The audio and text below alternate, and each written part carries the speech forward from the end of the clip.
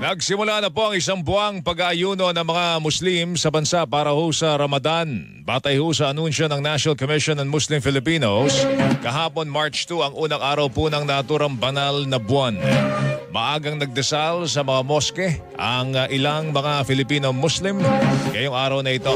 Sama-sama taimtim nagdasal ang ilan sa Isabela, Ilocos Norte, Ilocos City o Iloilo City at dito po sa Davao City. Ang pag-aayuno na tinatawag na paano ba binibigkas to? Sawam, no? Ay bahagi po ng 5 haligi po ng Islam.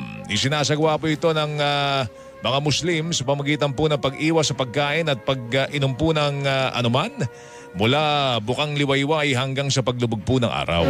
Sa isang pahayag, nagpaabot po ng pakikisa sa mga Muslim si Pangulong Bongbong Marcos. Nila panahon po ito para ho makapagnilay-nilay at